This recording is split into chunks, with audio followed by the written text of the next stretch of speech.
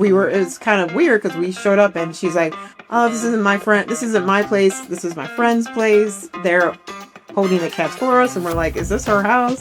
She did have the lock code to open the gate. Am I getting shot? Yeah, she did have the lock code to get the gate. And then, she's like, come on in. And we're like, this is someone else's home. We're like, what's going on?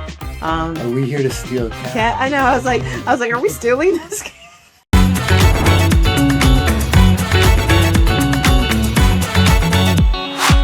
Welcome back to This Might Be a Bad Idea, where love, life, and chaos collide. This week we talk about Milo. And when I say Milo, our second cat. So we thought that one cat was enough chaos and we loved the crying at 4 a.m. So we decided to get another. Yeah, so they can cry together. It was like a chorus type thing. So we've been talking about getting a cat for, a long time. I think even before we moved to Mexico, we were talking about getting a cat. True. And then we moved here and Leo had such a hard time adjusting. And we said, probably not the best idea. Yeah, right now. Yeah. And then I was getting a little depressed and I just wanted another cat. So, I was looking on Facebook Marketplace and I'm in a lot of cat adoption groups. And so I had two people that I actually reached out to about adopting cats. And these were cats that people either, came up to their yard and they just stayed and then they took care of them. And, they weren't like somebody that was breeding them and they were just giving cats away. So we didn't have to pay for the cat. So I reached out to this woman. She said she had two cats. She had what was the other cat? A Siamese cat. And, Milo, who we got, which was I think Bengal tabby. Okay. And, so I preferred the tabby versus the Siamese. And we were like, okay, let's go and check the cat out. Jeff was like, are we getting this cat? And I was just like, well, let's see if we like him, if he likes us. Otherwise, we'll turn around. Well, and we're taking an Uber. Yes. 20 to 30 minutes into Merida. Yes. With the cat containers. I'm thinking, okay, we're almost there. I mean, how do we not take this cat home? Of course, unless it scratches our eyeballs out. And then we'll kind of probably leave the cat there and maybe, find another cat. But yeah, I mean, we were ready to go. If it worked, we were taking like that. Yeah. So we showed up at the place. It was like, a 28-minute drive. Yeah, in this little center of their little city. Yeah. And so we show up. I told her my ETA, I gave her my current live location because you can do that on WhatsApp. So she could see when we were arriving. So she knew when we were arriving. So we got there and I'm like, is this the right place? She did explain what it looked like. So I'm assuming this is the place. I text her. I'm like, where are you? Because there's no doorbell. There's no place to knock on the door. There's no numbers. There's no front door. There's just big gates. It's a big gate. That you would drive through. And that's it. So there's really no... Yeah. Besides jumping over the thing, you're not getting... And that's you're not jumping over because they had shards of glass. Yeah, there's shards of glass. And barbed wire. On the very top, but the barbed wires are just in case you do that. So there's no one jumping over. But So we, I called her. She didn't answer. I texted her. I'm like, did we just get stood up? We took an Uber all the way out here, 30 minutes. One negative about taking Uber. And, so we're like, hopefully waiting for this cat. So I think we waited about 5 minutes. Yeah, like 5-6 minutes. Yeah. I was a little surprised. So American patience, Yeah, that's true. No, zero patience. Zero patience. And she showed up. She was actually from Australia, a very nice woman. It was kind of weird because we showed up and she's like, oh, this isn't my place. This is my friend's place. They're holding the cats for us. And we're like, is this her house? She did have the lock code to open the gate. Am I getting shot? Yeah, she did have the lock code to get the gate. And then, she's like, come on in. And we're like, this is someone else's home. We're like, what's going on? Are we here to steal a cat? I know. I was like, are we stealing this cat?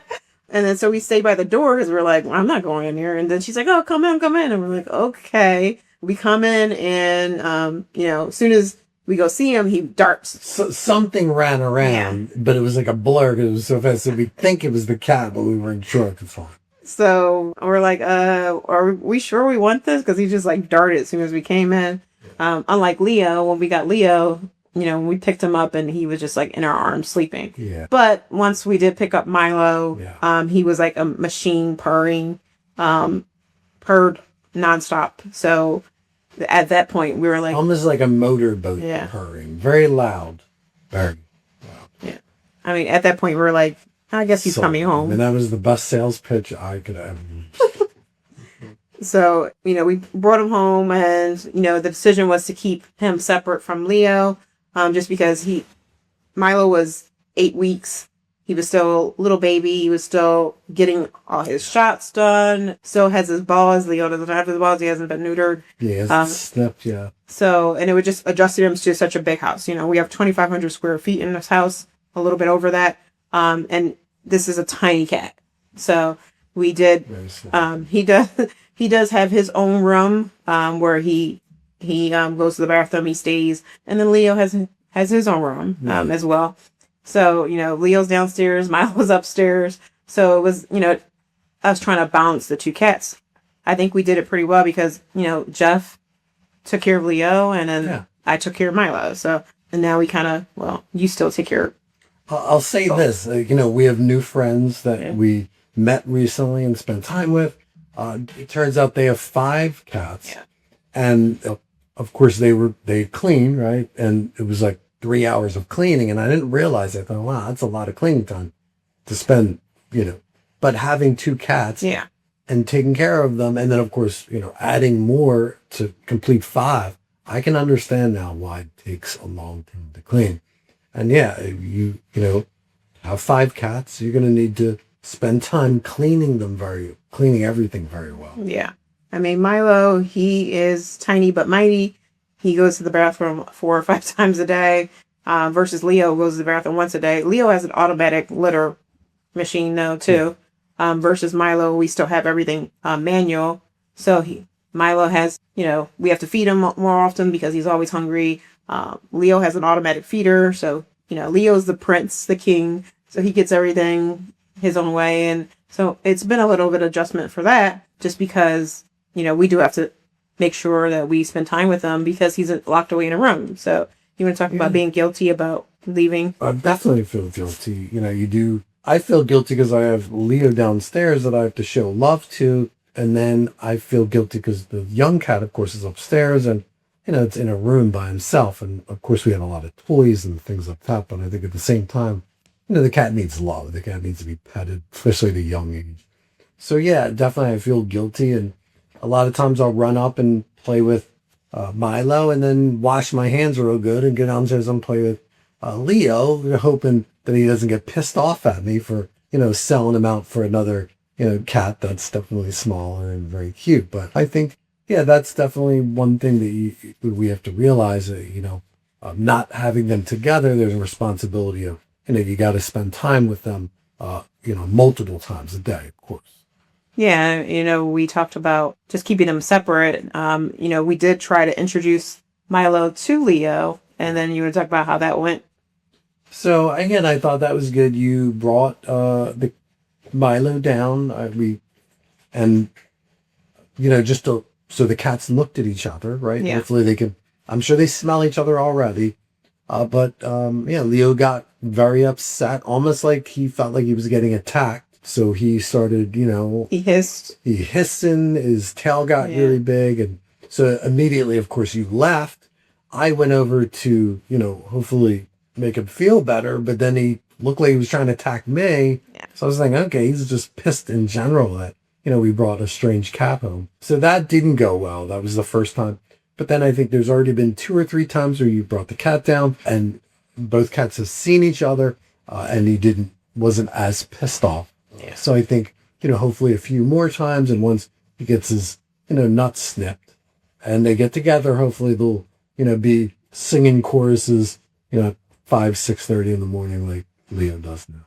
Yeah, well, I hope that's not the case. I mean, with Milo, we do notice that Leo and Milo personalities are very different. Even when Leo was a baby, he did have energy and he played around with Jeff a lot, but Leo didn't jump on things. He wasn't interested in things. He's a very scared cat. When you look at the definition scaredy cat, Leo's picture probably appears, but Milo is adventurous. He'll try anything. He'll explore anything. He's already eaten my cords off my phones. So I had to baby proof the room that he stays in to make sure Everything he eats is fine. But when he's outside of that room, we have to be very cognizant of where he goes, what he's doing, because he does like to get into everything when he's not supposed to. So when we start letting him out and he's playing by himself, we do have to make sure we give him limited hours when he's in the home by himself. He can't be like Leo, who gets the whole house at night, because he will eat our whole house, unfortunately. Yeah, I'm not sure, I haven't done the homework on the type of cat, but it seems like this cat, compared to Leo, definitely a lot more energy, a lot more up to no good. Yeah, well, he's in everything. He's like, what's this? What's that? It sniffs everything. He, even when I make him his food, he's on the sink, getting in the sink, because he's just like trying to figure out what this is. And I was like, dude, I'm going to give you a shower. And he's like, okay, he's still getting wet. And he doesn't care. Yeah, he is a very brave cat compared to our other cats. Yeah, he falls down all the time, gets back up, doesn't have a problem. Leo, he falls down, he's like, nope, I'm over it. I'm gone. He runs away.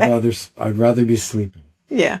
Yeah, Leo would rather be sleeping. So it will be interesting when the two come together to see if Milo gets Leo to kind of be active and play around again, or Leo just was like, hey, keep this cat away from me. We hope they enjoy each other, but we'll see. We do like the fact that we have a vet, and the vet does come to the home. Yeah. And she's very nice.